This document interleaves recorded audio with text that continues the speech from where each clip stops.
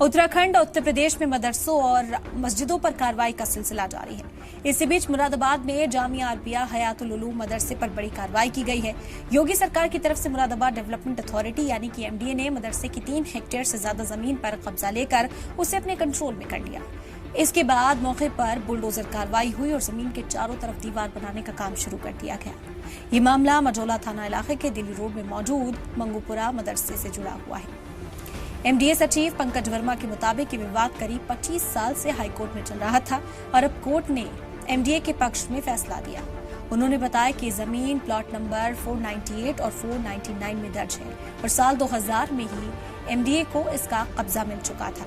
इसके बाद मदरसा कमेटी ने कई बार लोअर कोर्ट और हाई कोर्ट में याचिका दायर की, लेकिन हर बार उनकी याचिकाओं को खारिज किया जाता रहा।